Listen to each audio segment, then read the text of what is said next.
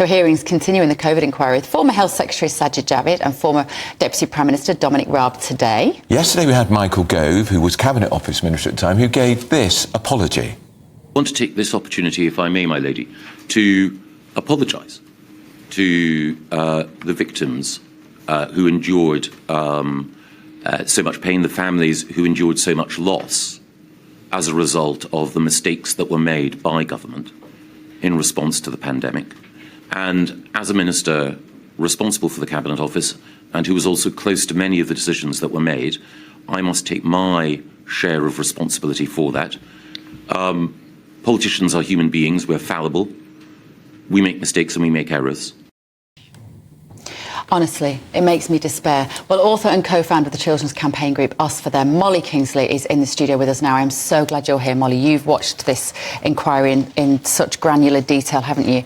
You can bet. Oh, I'm losing it. What is it like for you? Because I know what it's like for me. Let's just share for a moment how frustrating it is to watch it. I have to say, I feel slightly on the brink. It is really frustrating, and for a number of reasons. You know, first of all, because you have ministers yesterday like Gove, who was obviously so well prepared, I suspect briefed very carefully by lawyers. You know, he knew exactly what he was saying. I suspect he had an idea what he was going to be asked, and that really came across. And against that, you have this very one-sided, almost myopic view from the inquiry and the inquiry KC. So, you know, again, yesterday, we were told by the inquiry KC that, of course, you know, all public health advice pointed in one direction, the need for faster and sooner restrictions. And, you know, that is the very matter which many of us think the inquiry is there to determine. What did you make of it when Hugo Keith pushed back when Michael said about the fact that, you know, there is a growing body of... He didn't use the word evidence, I would, but he used the word judgment, that this is a man-made virus from the lab in Wuhan, and he was quickly told this is not within the terms of reference of this inquiry. Why, Molly? I mean, it's incredible, isn't it? So the reason they gave was because this came out after the terms of reference were set. Well, change the terms hang on, of they should have been... Why weren't they in the terms of reference to start with? Why weren't they in terms of reference? Yeah, I mean, the reason, again, they've given is because this is a UK inquiry. It's looking at UK matters of pandemic preparedness. But, of course, you can't look at it in isolation. And, in fact... You know, our leaders are asking that we join an international alliance via the WHO. So how can we consider this at a national level? And if Gove's right that there is this view that it was started in a lab when research is being done on other viruses, we have to know about that, because if that sort of research is being done in labs here, it could be triggered here, and we might want to restrict that sort of research or regulate it better. Absolutely, Andrew. And, you know, of course we have to know about it, because also it is likely, if it was the case, that it tempered the entire pandemic response. You know, we need to understand what was known. Was that responsible for some of this very exaggerated messaging we saw at the beginning? Who knows? And, you know, at least these are valid questions to be considered, and for the inquiry to say, no, sorry, you know, out of our terms of reference is surprising. But there's nothing in there about motive, Molly. And how do you include that in the terms of reference, I suppose, is the point. Because if this is a man-made virus in a lab, and even the FBI in America have now pretty much said that the weight of evidence is there, then who had a vested interest in finding a pandemic to get us out of this? Who had a vested interest in saying the world has to stay locked up until we can get that very profitable drug out? It all has to start with that. Yeah, I mean, I think as soon as you begin looking for motive, you are on difficult ground, legally and for this inquiry. I don't see this inquiry. Will anybody?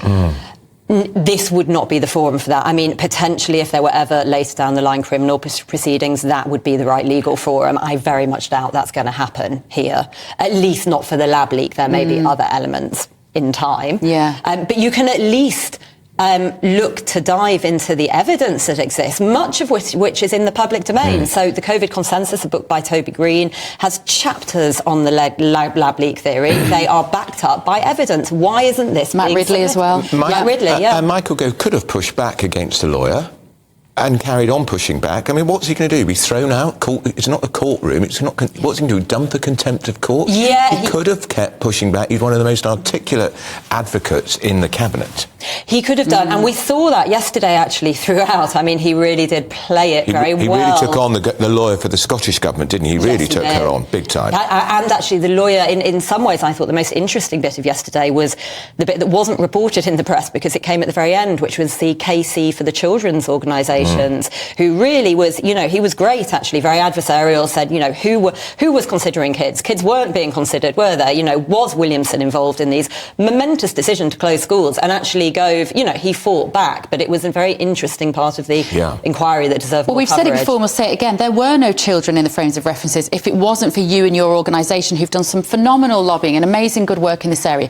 What have you recently uncovered about the Ethics Committee? This is interesting. Yeah, so this is an incredible story, I think. It's in a new book that we've just written. It's called The Accountability Deficit. And for the course of that book, so myself and one of my co-authors are both lawyers by background, and we had a long summer of researching, going through all the minutes of various of these committees, and we stumbled across a committee that had existed for much of the pandemic called the Moral and Ethical Advisory Group. This is all in the public domain. The minutes are there. If you look at the minute, it's a chapter in the book. You look at the minutes and it's a chapter in the book too.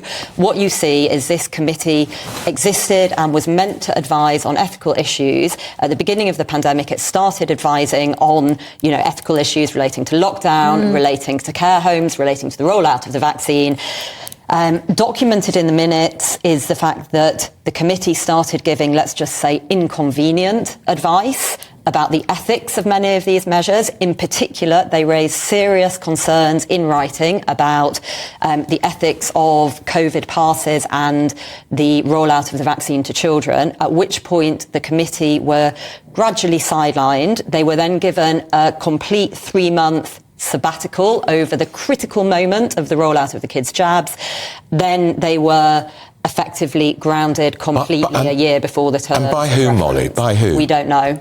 So the paper trail documents, and I really would recommend the book. It's a very big unreported story. There's a whole different issue in that, so you effectively have the exclusive on this. Yeah.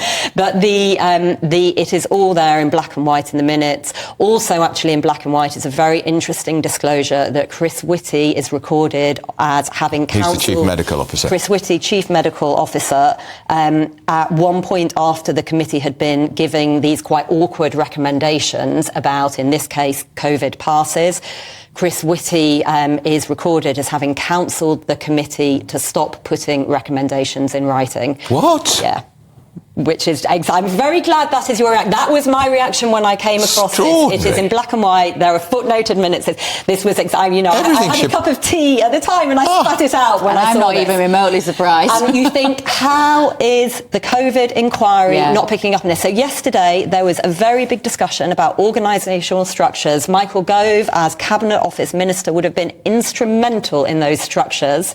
Why was this not raised? Why wasn't it raised to Whitty? Will it be raised tomorrow to Hancock? I very much doubt it. And do we know the membership of that committee? We do. It was public membership, and for the purposes of the chapter in the book we wrote, we spoke to 2 former members to confirm key aspects, and they were confirmed off record, and I can't reveal who those are. No, of course. That is documented in the book, and it needs to be covered. This is clearly a public interest. And remind us the name of your book, Molly. What's the book called? Yeah, it's called The Accountability Deficit, and it was just out last week, and it's available on Amazon. Brilliant. Fascinating. Thank you, Molly. Fascinating. Thank you for all your hard work. Thank you.